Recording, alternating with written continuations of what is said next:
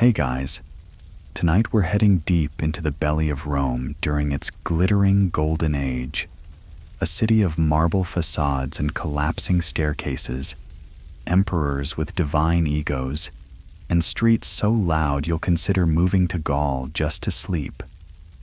You wake up not to the sound of birdsong, but to the thudding boots of merchants, shouting slaves, and someone already yelling about stolen olives. Whether you're in a smoky insula or a stately domus, today's going to be aromatic. So, before you get comfortable, take a moment to like the video and subscribe, but only if you genuinely enjoy what I do here. Also, drop your city and local time in the comments. I love knowing where and when you're snoozing through history. Now, dim the lights. Maybe turn on a fan for that soft background hum, and let's ease into tonight's journey together.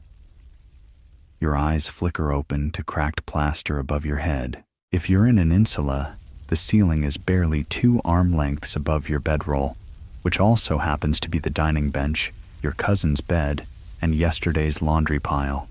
The air smells faintly of ash and fish sauce. Welcome to one of Rome's infamous tenements, built fast, stacked high, and collapsing often enough to make every creak suspicious. You live with about 6 families, 4 pigeons, and possibly 1 deity trapped in the rafters. The floorboards groan as your neighbor above begins their day by dragging what sounds like a stone mill across the room. Below you, someone sneezes and knocks over a water jug. Everything here is wood, cramped, and ready to either catch fire or make you question your life choices.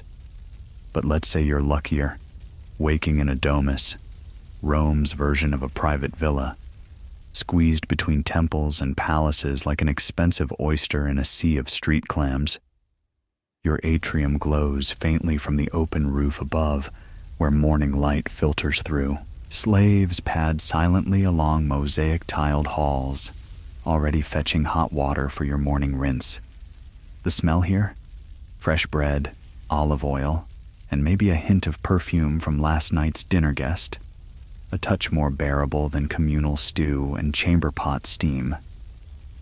Historians still argue whether the average domus spanned a single city block, or if only the richest elites could claim that much space. But we do know this. Real estate in ancient Rome was brutal. Space was gold, and vertical living was the norm. Your insula might have 5 stories and shake like a bowl of lentils during a strong breeze. Meanwhile, a domus, built more solidly, had thick stone walls, its own bath, and maybe even a tiny garden, if you didn't mind sacrificing 2 bedrooms. Back in the tenement, you head downstairs. Carefully. The staircases are steep, uneven, and always a bit damp from something.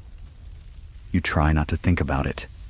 The narrow halls echo with chatter and cooking. Someone's already burning onions in a shared hearth room. The doorway leads you straight into a bustling alley barely wide enough for a cart. There's no buffer between your bed and the street. Just a curtain and a prayer. By contrast, the domus doesn't even face the street directly. A quiet passage or private gate keeps the world at arm's length. The facade might be plain, but inside, everything screams wealth, columns, painted walls, a room for every purpose. You've got a tablinum to impress clients, a triclinium for meals, and even a lararium, your household shrine. In the good life, every space has a title, even if your main activity in all of them is avoiding doing anything strenuous. Still, Rome doesn't care where you sleep. The city wakes early and with volume. Metal cartwheels shriek over stone streets.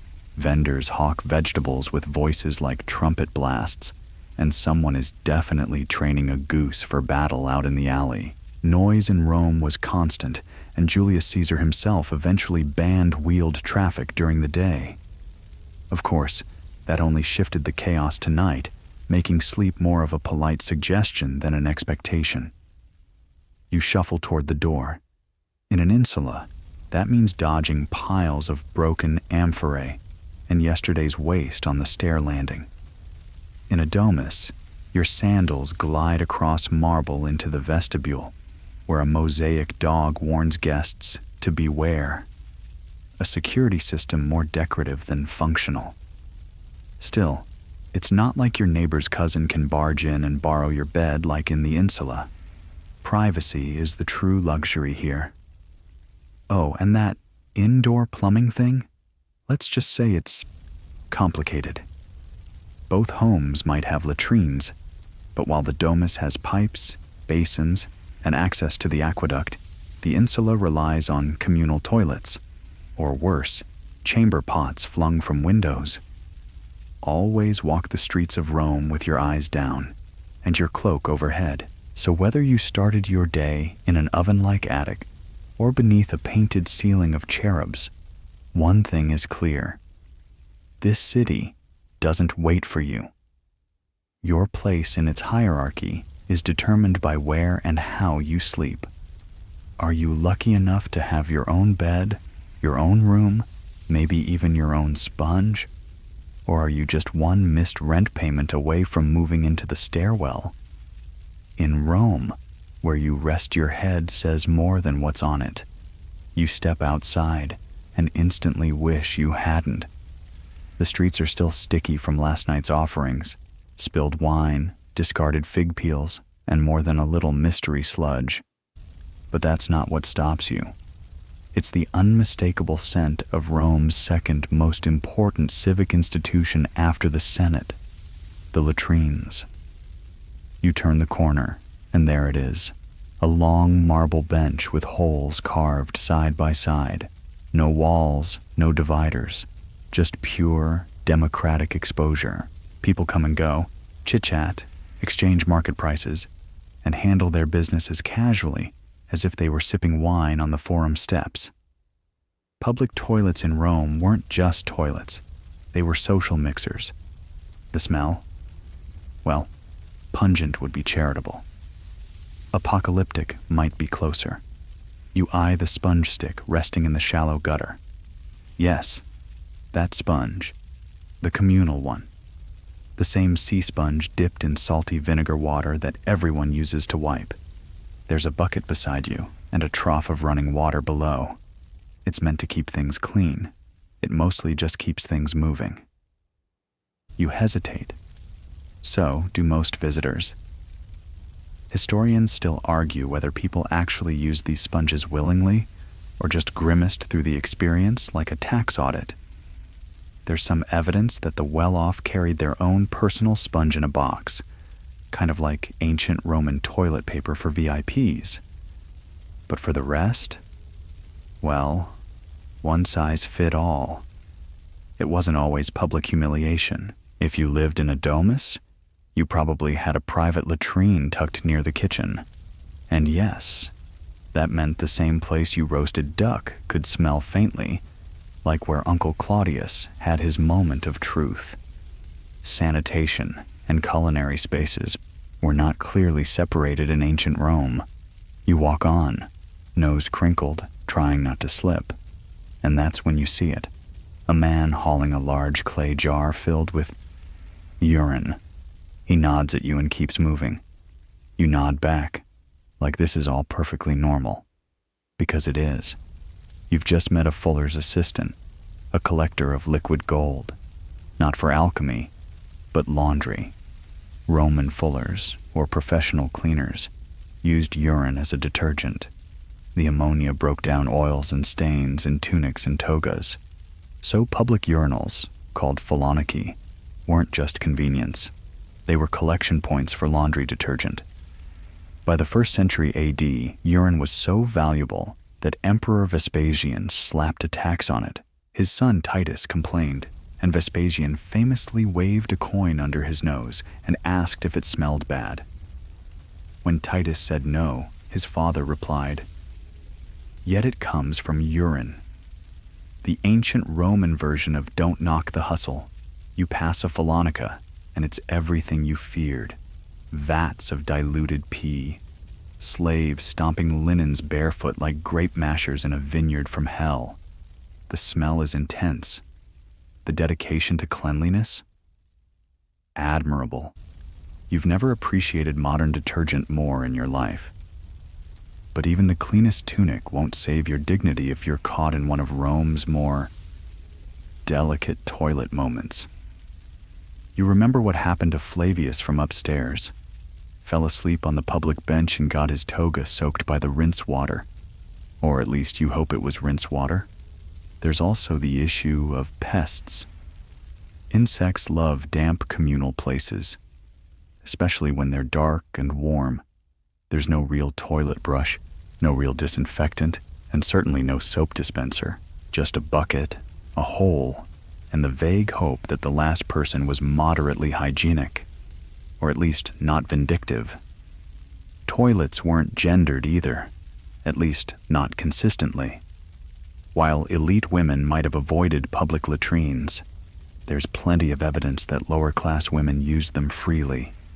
After all, when your choices are a sponge stick in public or a chamber pot under your bed, you make peace with your options fast. Still, even the worst Roman day includes a few blessings. The water from aqueducts does keep things flowing, more or less. The Cloaca Maxima, Rome's central sewer system, channels everything out of the city and into the Tiber.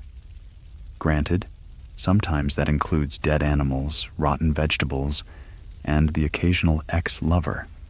But it works, kind of.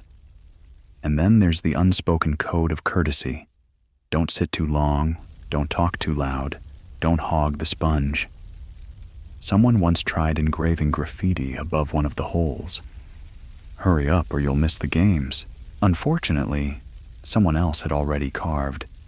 This bench smells like Neptune's armpit. You finish your business and move on. The latrines may be humbling, but they're also democratic. Here, emperor and slave both squat on the same stone. Well, not literally, but close enough. As you step back into the sunlight, the breeze hits your face like a blessing. You made it out of the Roman bathroom alive. You didn't drop your cloak in the runoff. You didn't make eye contact with the wrong senator. You avoided stepping on someone's sponge. That's a win in this city. Just don't look up. Someone above might be emptying a chamber pot. And gravity is no respecter of class. You're still mentally recovering from your brush with the communal sponge when the rising heat of the day nudges you toward your next destination. Rome's grandest equalizer. The public baths. No matter your class, gender, well, depending on the century, or body odor level, you're expected to show up scrubbed and slightly steamed, at least semi-regularly. You make your way down the mosaic-lined streets, the sun bouncing off dusty marble columns and onto your sweaty neck. A few steps later, the outer facade of a therme looms into view. This isn't just a bathhouse. It's a palace of cleanliness, a social club, a gym, a gossip factory, and a steam-powered ego trip. Inside, the air thickens with heat and the whispery hiss of water being ladled into basins. You step into the apoditerium, the changing room, and promptly strip down like everyone else. Clothing is left in the care of an attendant, unless you're poor and paranoid, in which case you wedge your tunic behind a statue and hope no one else has the same idea. A servant with alarming enthusiasm gestures you forward. Time for the caldarium, the hot room. It hits you like a foggy punch. The walls sweat. You sweat. Even the marble floors look like they'd rather take a cold shower. Slaves pour water onto raised metal floors beneath which fires roar, radiating heat upward like a slow roast. You sit, inhale steam, and briefly hallucinate being boiled alive in olive oil. Delightful. Historians still argue whether the average Roman bather stayed for hours or just breezed through like a hygiene speed run. But one thing is clear. This wasn't just about getting clean. This was about being seen. Friends chat, rivals posture, old men complain about the water temperature.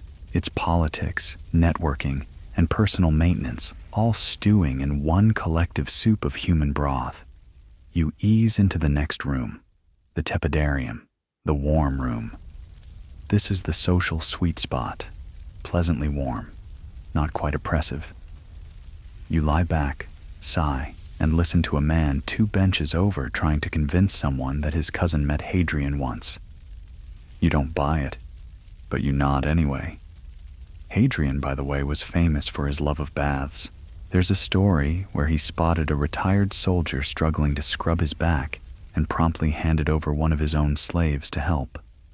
That's either compassionate or deeply awkward, depending on your perspective. Time for the real treat. The strigil. If you've never had someone scrape olive oil and dirt from your body with a curved metal blade, now's your chance. A servant slathers your skin in oil, then runs the strigil down your back, arms, and legs with practiced precision. The sensation is halfway between satisfying and slightly itchy. You feel like a greasy statue being polished back to life. Of course, not everyone had a servant to help. If you were lower class or had trust issues, you'd do your own scraping. Not quite as relaxing, but better than walking home marinated in sweat and shame. Next up is the frigidarium, the cold plunge. And yes, it's as shocking as it sounds. You step in and your whole body screams like a banshee in Latin. The cold snaps your thoughts into clarity. You're awake now. Very awake. Possibly too awake. You linger, barely treading water, when 2 men begin loudly debating whether Caracalla's baths are superior to Trajan's. One insists the columns at Diocletian's complex are more emotionally satisfying. You quietly agree, though you're not entirely sure what that means. By the 4th century, there were nearly 1,000 baths across the city. Some, like the baths of Diocletian, could hold thousands of people at once. Marble-clad walls, mosaic floors, soaring ceilings. It's like bathing inside a basilica, minus the prayers, and plus a lot more nudity. You finally make your way back to the dressing room, where your clothes are, miraculously, still where you left them. You towel off, re-robed and glistening, and take one last look back at the steamy chambers behind you. It's hard to believe that something so luxurious was part of daily life for nearly everyone in the city. Even slaves got their turn. There's a lingering question among scholars. Was all this bathing healthy, or just Rome's version of look busy while being shirtless? No one can quite agree, but judging by how you feel, refreshed, relaxed, and slightly less itchy, it definitely beats the sponge stick. As you step outside, you squint against the midday light. The sun reflects off every polished surface. A man passes, still dripping slightly, sandals squeaking. The marble glows, the air shimmers, and you, oiled, scraped, and steamed, feel oddly majestic. Until you remember your next stop is the fuller's shop. You haven't even dried off properly before the smell hits you. Sharp, acidic, alarming. Somewhere between a vinegar vat and a goat with stomach problems. This, dear traveler, is laundry day in ancient Rome, and you've arrived at the Phalanca, where linens come to die and be reborn through unorthodox means. You turn into a narrow alleyway where stone basins line the walls like some cursed Roman spa. Inside them, pale tunics swirl gently in a frothy soup of water, clay, and urine. Yes, actual pee. Welcome to the Roman dry cleaners. Only there's nothing dry, and the cleaning process is basically stomping on your laundry while ankle deep in human waste. It's grape stomping, but horrifying. You watch a Fuller step into one of the vats, hitching up his tunic and splashing in like it's the Tiber on a warm day. He begins the rhythmic, squelching stomp of a man who's both seen things and become nose-blind to them.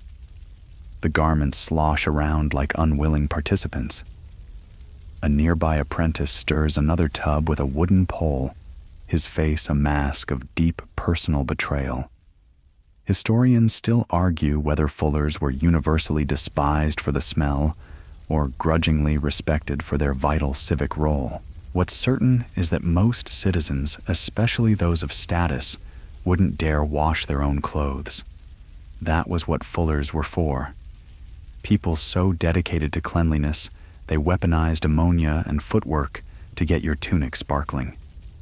You wander deeper into the shop, watching the process unfold like some sacred and slightly gross ritual. After stomping, the garments are rinsed in clean water. Well, cleaner. Then they're scrubbed with Fuller's earth, a type of clay that absorbs grease. Next, they're hung to dry on lines strung overhead, where they sway like very embarrassed ghosts. There's a bleaching stage, too, where sulfur fumes are introduced in a sealed room. You peek inside and instantly regret it. Your eyes water, your nose rebels, your lungs whisper, "Turn back, fool." Back in the open air, you lean against a wall near the collection vats. These are the urinals where Rome's more civic-minded citizens donate their contributions. You're relieved to learn that urine was often diluted before use, but less relieved by the realization that Fullers collected it from wherever they could: public pots, chamber pots, side alleys, and occasionally surprise puddles. By the late 1st century AD, urine became so valuable that it got taxed. Enter Emperor Vespasian, who saw money in the most unexpected places. He levied a tax on urine collection, leading to his son Titus's famous protest. That's when Vespasian held a coin under his son's nose and asked if it smelled bad. When Titus said no, Vespasian replied, "Yet it comes from urine," a lesson in economics and stubborn parenting.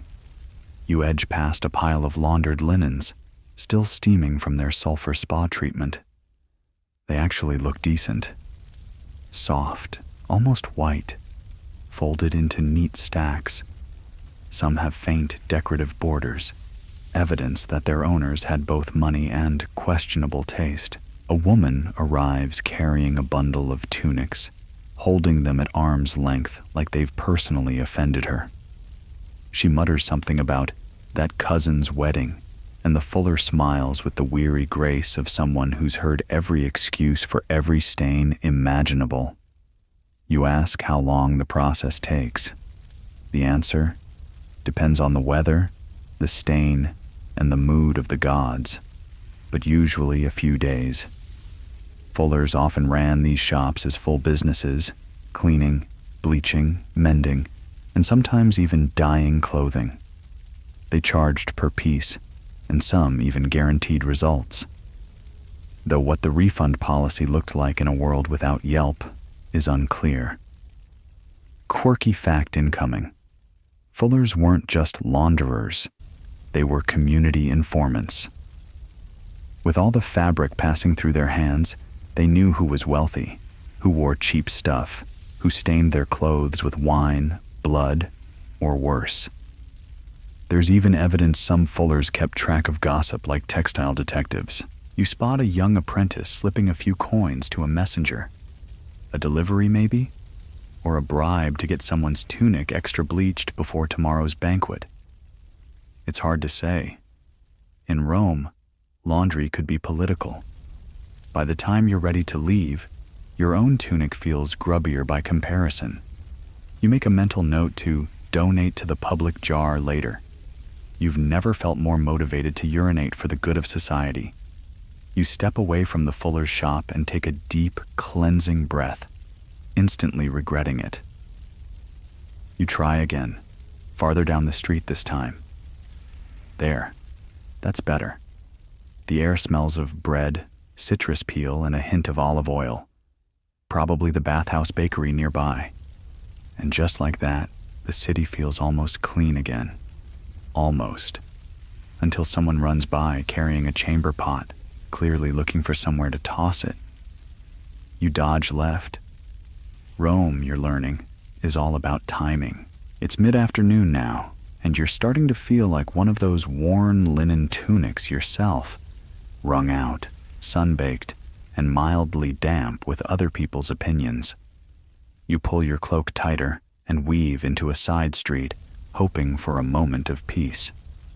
What you get instead is a near-death experience involving a cabbage cart, a donkey with questionable depth perception, and a charioteer who definitely missed his calling as a battering ram. Welcome to Roman traffic. Rome's streets weren't designed with serenity in mind. They were engineered for chaotic efficiency. And by that, we mean, how many carts can we jam into a 10-foot alley before someone loses a wheel or a foot? Horses, mules, porters, and noblemen all battle for the same cobblestones. And the roads, though masterfully paved, are grooved with years of chariot ruts deep enough to twist an ankle and your sense of purpose. Historians still argue whether the noise in ancient Rome reached modern highway levels, but one thing's certain: it was loud. So loud, in fact, that Julius Caesar issued an edict in the 1st century BC forbidding wheeled traffic during daylight hours. The logic? Let citizens walk in peace, shop without being crushed, and maybe have a conversation without yelling over axle squeals. Of course, that just pushed all deliveries and chariot traffic into the night. So, when the sun goes down, the chaos ramps up. Wooden wheels on stone echo like thunderclaps down every narrow lane. Merchants shout, teamsters curse. And that donkey from earlier, he's back, now dragging a cart of amphorae with the enthusiasm of a sleep-deprived gladiator. Sleep in Rome, especially if you live in an insula, is not a right. It's a myth. You pass by a group of porters hauling a marble statue, sweating and swearing in equal measure. The statue's arm falls off mid-turn. No one stops. This is just how Tuesdays go. You edge past a corner where a street performer is trying to juggle flaming torches while reciting lines from Plautus. A small crowd gathers. Someone cheers. Someone else trips over a chamber pot. It's all part of the ambiance. And the smell?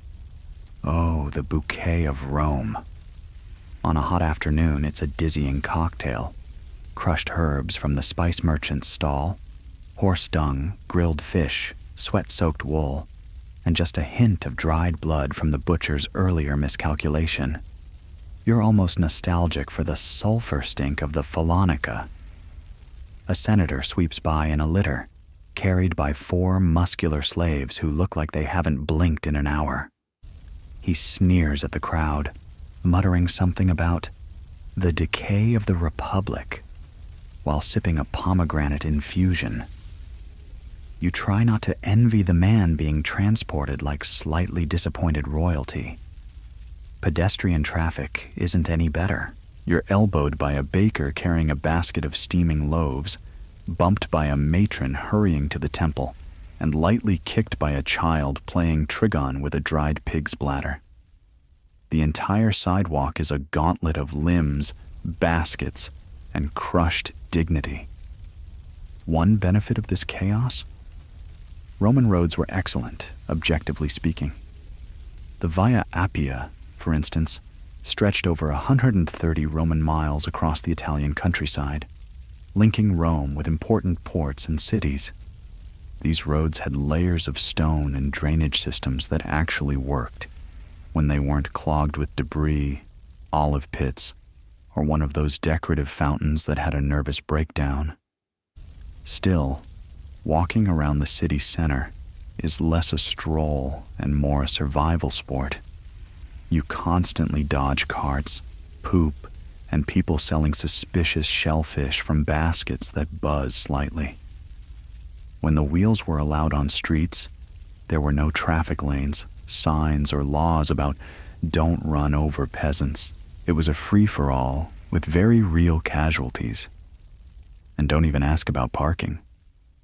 Wealthy Romans with carriages often left them double parked outside the forum, and if someone needed to pass, well, that sounds like a them problem. Even quieter districts had their own sonic signatures.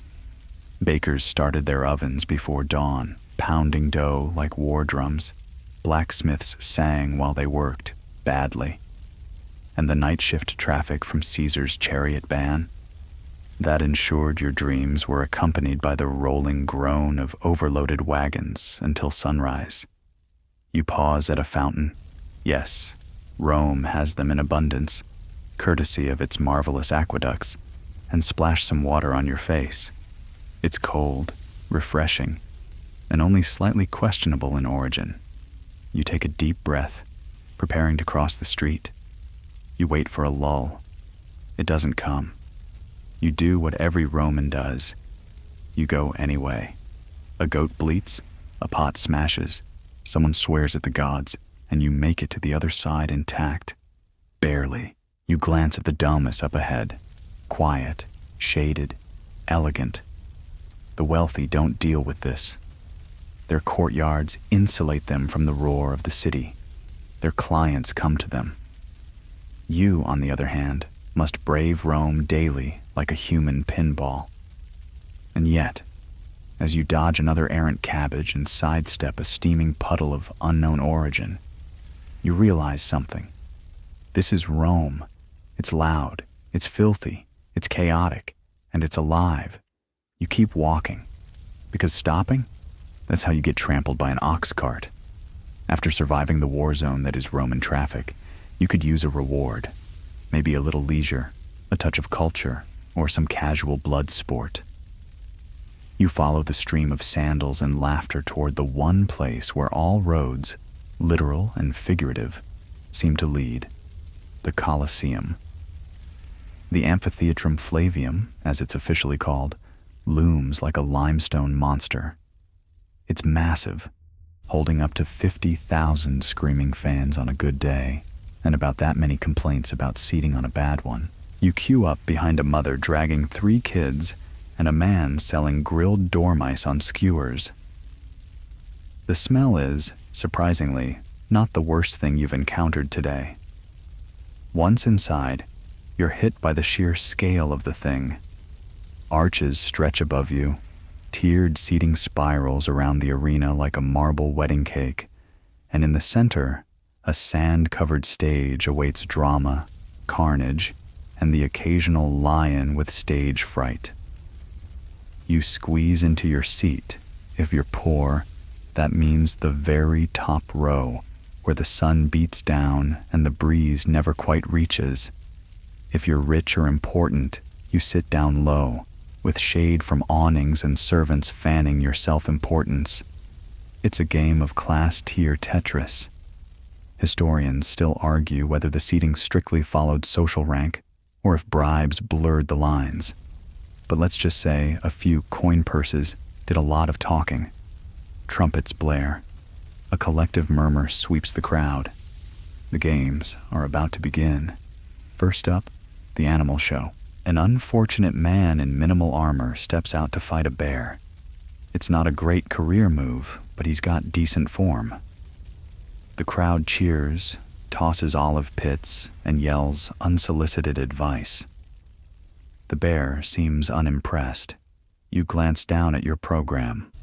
Well, if you could read Latin, and if there were actual programs. Instead, you rely on the whisper network of fans. This guy's from Hispania. He fought a leopard once. He once sneezed in front of a Vestal virgin and lived. Next, a group battle. Gladiators in mismatched armor swing swords in coordinated mayhem. It's like dinner theater with higher stakes. One man slips, gasps, but recovers with a dramatic roll and a flourish. Is it real? Is it staged? Who cares? The blood looks real enough, and that's good enough for most of the crowd. Down near the arena edge, a senator leans in, and makes a gesture to the editor, the man in charge of the games. A thumbs up or down. It's hard to see. And no, contrary to popular myth, the exact gesture probably wasn't what Hollywood says. Scholars still debate what motions meant mercy and which meant, please remove this man's spleen. Between bouts, entertainers take the stage. Jugglers, musicians, a man pretending to be a drunk centaur. You chuckle. Not because it's funny, it's not, but because the guy 2 rows down is snorting uncontrollably and his laugh is contagious. Elsewhere in Rome, you might have opted for a theater experience. Rome boasted multiple venues, many modeled after Greek designs. If you were in the mood for something dramatic, you could head to the theater of Marcellus, or smaller venues for music and mimes. Yes, mimes. They existed even then, and somehow survived extinction. Some venues had awnings, vela, unfurled by sailors who moonlighted as part-time shade experts. These huge fabric sails blocked out the sun, assuming the wind cooperated. On windy days? Well, best hold onto your wine cup and hat. You think of Juvenal, the Roman satirist, who grumbled that the people cared only for bread and circuses. He wasn't wrong. Free grain and free shows? That's a compelling package. It kept the restless masses entertained and distracted. Or, depending on your view, pacified and docile. But entertainment wasn't always blood and bravado. There were also music recitals, poetry readings, and public recitations by philosophers who smelled like armpit and despair. Not everyone enjoyed those, but they helped balance the scales, just in case watching people get gored felt too heavy. And yet, for all its brutality, the games had rules. Referees watched for cheating. Fighters were trained, not disposable. Gladiators were investments. Some gained fans, some got endorsements. A few even earned freedom and retired, unless of course they came back for a final fight sequel, because Rome loved a comeback story. Eventually, the sun starts to dip. The final show involves exotic beasts, ostriches, tigers, and a rhinoceros that looks very confused. The crowd roars. You clap half-heartedly, the blood sugar from your earlier honey cake finally wearing off. You exit with the masses, feet aching, ears ringing. A group next to you is reenacting one of the fights, with surprising accuracy and even more surprising nudity. You walk faster. As chaotic as the Colosseum is, it's better than sitting in your insula, listening to someone scream about lentils. Rome's entertainment may be messy, violent, and loud, but in its own way, it's a cultural heartbeat, and you, sweaty and sunburned, are very much part of it. Tomorrow, maybe you'll try the theater, or a mime show, or something quiet, like not dying in traffic. But for now, you follow the crowd back toward the noisy city streets, ears still ringing, mind still echoing with the rhythmic chant of the crowd. Ugula! Ugula! Throat cut. Throat cut. Ah, classic family fun. You wake the next morning with a sore back, a half-eaten fig stuck to your tunic, and the very real realization that education in Rome wasn't just for the philosophers in togas or the sons of senators sipping watered wine. No. If you're young and unlucky, you might very well be on your way to school. And by school, we mean a dusty room, a grumpy tutor, and absolutely no recess. You shuffle into a side street where children are being herded like goats toward the domus of a literator or elementary teacher. Most of them carry wooden tablets, wax-covered writing boards, and an expression that says, "Please let today be a feast day." Spoiler, it's not. Historians still argue whether Roman schools were formal institutions or glorified daycare with syllabuses. The truth probably falls somewhere in between. There were no public schools as we know them. Education was a private enterprise. You either hired a tutor, joined a small class under a freelance pedagogue, or taught your child yourself, assuming you weren't too busy dodging chamber pots and tax collectors. If you were wealthy, your child got the deluxe package, a live-in pedagogus, usually an enslaved Greek man with advanced literacy, who accompanied the little darling everywhere. He carried their books, swatted them when they misbehaved, and ensured they didn't accidentally enroll in the gladiator school down the street. Today's lesson starts with reading and writing. The alphabet is scratched into wax tablets using a stylus. Think of it as the Roman iPad, but with fewer apps and more hand cramps. Afterward comes the real meat, rhetoric and grammar, especially for older boys. The goal? To mold young minds into future senators, lawyers, or very loud opinion havers. Your neighbor's son recites Virgil with the confidence of someone who absolutely didn't memorize it 5 minutes ago. Another boy tries to quote Cicero and accidentally insults the teacher's mother. A third child is practicing handwriting by copying the phrase, "All Gaul is divided into 3 parts 200 times." It's unclear whether it's a lesson or a punishment. Meanwhile, if you're a girl, your options are different. Girls rarely received the same formal education. They were taught to read, write, manage household finances, and most importantly, how to marry well. If you could write a shopping list and read a recipe, that was considered advanced placement. Unless, of course, you were born into a particularly scholarly family. Then maybe you'd study poetry or philosophy. Maybe most girls stayed home and learned from their mothers or a hired matron, or possibly just through relentless observation.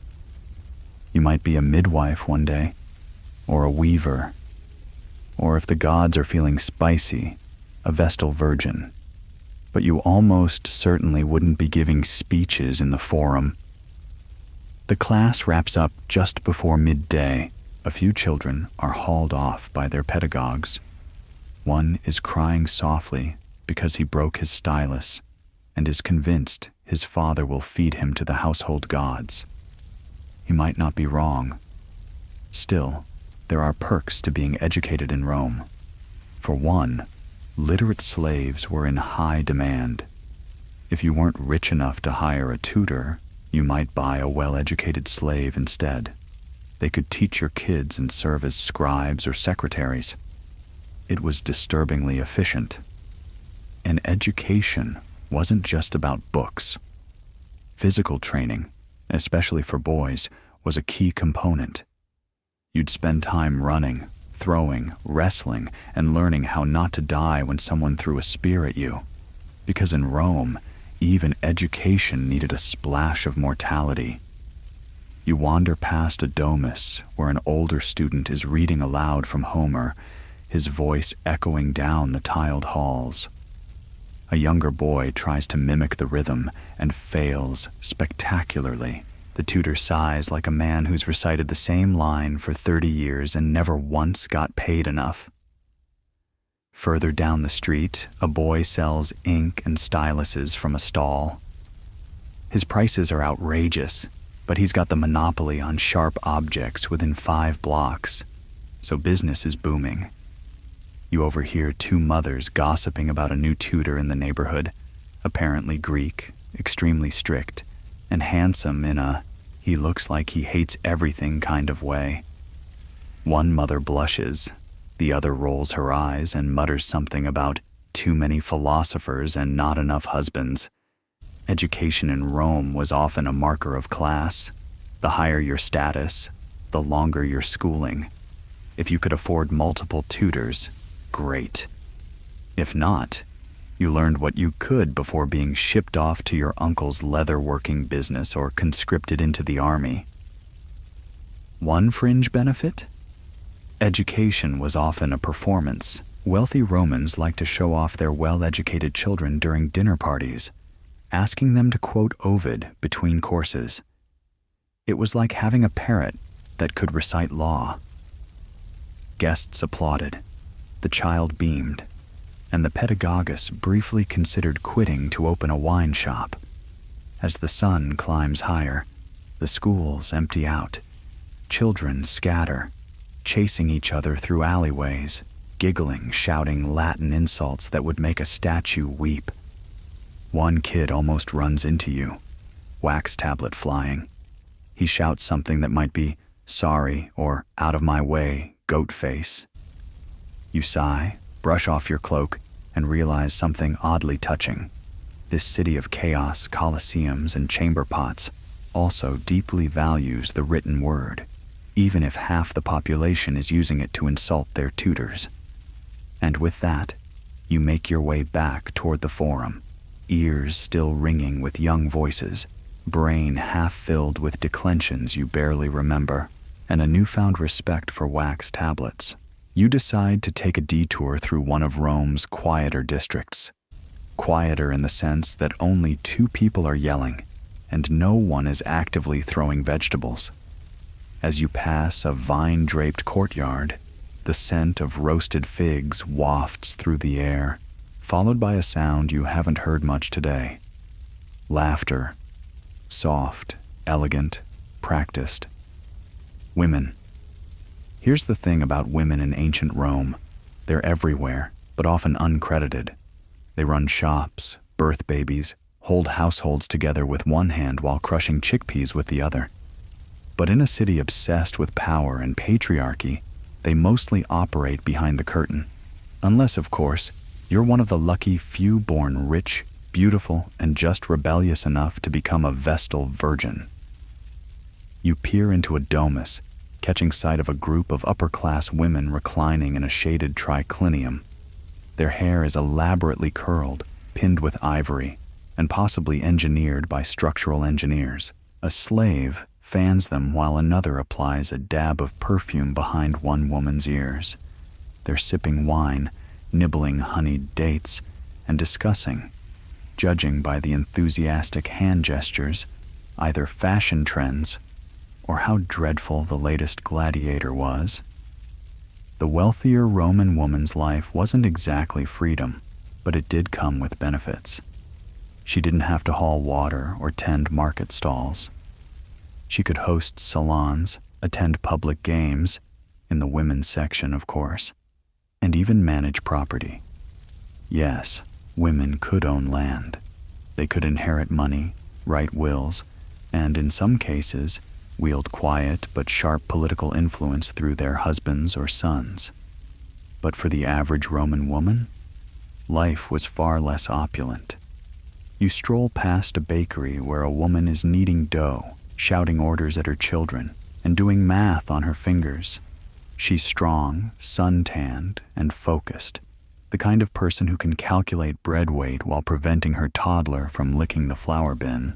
Her husband works the ovens, but everyone knows she's the brain behind the operation. She handles sales, inventory, and customer disputes with a look that says, "Try me."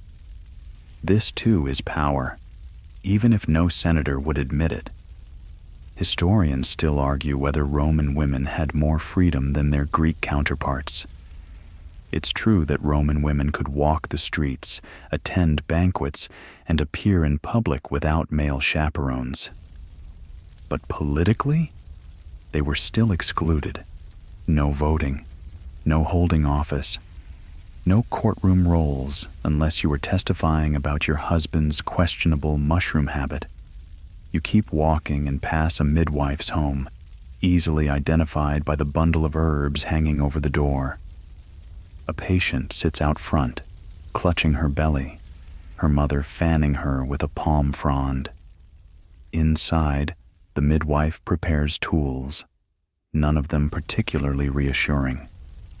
Midwifery was one of the few professions open to lower-class women. So were weaving, spinning, nursing, acting, though that came with serious side-eye, and of course, the world's oldest profession. Yes, prostitution was legal in Rome, regulated even. Certain brothels were taxed, and clients were expected to behave. Sort of. You veer off toward the House of the Vestals, just off the Forum. It's surprisingly serene. Marble statues of previous Vestals line the courtyard, their faces serene, and their robes carved with impossible detail.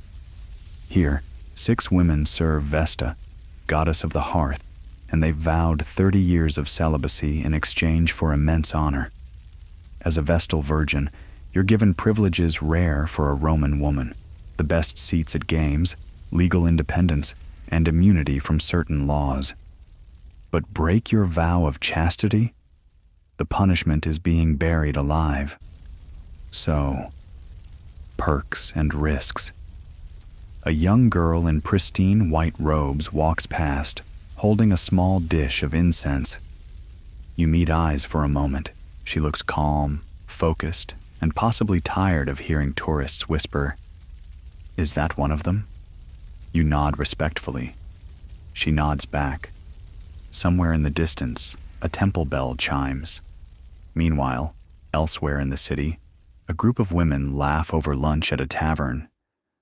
Yes, taverns served women too, though not all social circles approved. They eat olives, sip watered wine, and gossip about a neighbor who claims her husband works for the governor, though she's pretty sure he just sells figs near the baths. In the marketplace, a teenage girl sells garlands of flowers, barking prices with more confidence than any senator you've met. Her hands are calloused, her gaze sharp. Her younger brother sneaks grapes from her cart, earning a swift slap and a threat to tell their mother. Even children aren't spared the early lessons in gender roles. Boys are trained in law, oration, and wrestling. Girls, they learn how to manage households, raise children, and keep track of suspicious in-laws. Rich girls might learn music or poetry. Poor girls might just learn endurance. And yet, within these constraints, Roman women carved out space for themselves. Some were powerful behind the scenes. Some were merchants, artists, midwives, and poets. A few, like Sulpicia and Cornelia, even left behind writings or reputations that outlived their male contemporaries. You pause at a fountain where an older woman is filling jugs. Her back is straight, her movements efficient. She's probably done this every day for 30 years. She notices you watching, smirks, and mutters something about young feet, old sandals. Whatever it means, you feel thoroughly judged and strangely reassured. Rome might not have given women official power, but unofficial? That's another story. Dusk falls like a velvet curtain over Rome, muting the sounds of chariot wheels and market haggling into something almost gentle. You wander down a quiet lane, feet sore, head full, the heat of the day finally bleeding away into the cool breath of twilight. Around you, doorways glow with the amber flicker of oil lamps. It's the hour of dinner, of reflection, and of the gods. Rome, after all, was not just bricks and politics. It was sacred space. Everywhere you turn, something is being worshipped. A carved altar, a roadside shrine, a smoky temple or smoky-eyed statue. The divine is embedded in the daily, whether you're pouring a libation or just hoping Jupiter won't smite your laundry. Tonight, you're headed home, not to your bed, but to your lararium, the small household shrine found in nearly every Roman domus. It stands tucked in a niche between the kitchen and the atrium, flanked by little statues, perhaps some incense, and a few burnt offerings that smell suspiciously like overcooked lentils. You light the lamp. The flame dances, casting flickering shadows on the small figures before you. Here stand the lares, guardian spirits of the household, and the penates, the protectors of pantry and hearth. You mutter a quick prayer, tossing a pinch of salt and grain into a small bowl. It's not about the offering, it's about the rhythm. This is what keeps things balanced. Historians still argue whether these household rituals were purely symbolic or deeply felt. But for most Romans, they were second nature, no more exotic than brushing teeth or swatting flies. Worshipping the Lares was like paying rent to the spirit world. You did it because not doing it felt risky. You sit for a moment, watching the flame. A dog barks in the distance. Somewhere, a child's voice echoes through a courtyard. And from the street, a drunk man tries, and fails, to sing the hymn to Bacchus. You smile. Some gods get all the fun. Of course, your religious obligations don't stop at the household level. The city is bursting with gods. Jupiter Optimus Maximus atop the Capitoline Hill, Mars Ultor presiding over Augustus's military ambitions, Venus Genetrix reminding you that beauty can be lethal. Every temple is a statement. Every statue, a petition. You remember the temple of Jupiter being rebuilt. Again, fire, earthquakes, angry gods. Whatever the reason, Rome is always renewing its relationship with the divine. And it's not just big state gods. People worship Isis, imported from Egypt, and Mithras, favored by soldiers. Cults flourish in the shadows of official temples. Offerings multiply. Faith gets complicated. The lines blur. At some point, emperors themselves start joining the pantheon. Julius Caesar got posthumously deified, which must have made awkward conversation for the senators who stabbed him. Augustus followed suit, slipping neatly from man to god without even changing his sandals. By your time, the imperial cult is alive and well. Statues of the emperor pop up in household shrines. You're supposed to burn incense for his health, or memory, or eternal glory. It's hard to keep track. Some people are true believers. Others just want to avoid fines. Even your insular neighbors, crammed into moldy wooden cells, smelling of laundry and regret, have little shrines, scratched out of plaster, hung with clay charms and stale fruit. Everyone prays, everyone fears, everyone hopes. You pass a street corner altar where someone's left a small cake, still warm, probably meant for Mercury, or maybe a very lucky rat. A beggar kneels beside it, whispering thanks to any god who's listening. You don't judge. In Rome, you never know which deity might be on shift. The sun is gone now, replaced by torchlight and the occasional flicker of lightning far beyond the hills. The forum glows in marble and shadow. Statues stand silent, their blank eyes watching, forever unreadable. You pause one last time, beneath an arch beside a column, next to a statue of Janus, the two-faced god of beginnings and endings. You wonder what he sees. Maybe tomorrow's grain prices, maybe your next mistake, or maybe he just appreciates a good sandal.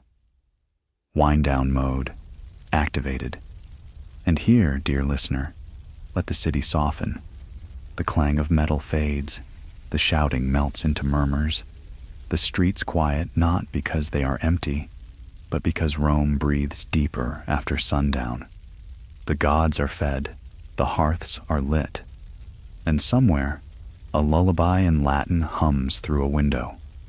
You lie back, whether on a thin straw mattress or beneath the painted ceiling of a domus, and let your thoughts slow. The marble cools. The lamp flickers once more. The Lares watch, silent and content. You've made it through the day in ancient Rome, a place of grandeur and grime, chaos and ceremony. You've seen its heat, its stink, its roar, and its rituals. Tomorrow there will be more shouting, more chariots, more sponge sticks. But for now, just this silence, this peace, this flickering light. Let it all go. Let it all slow. Sleep well, under Roman skies.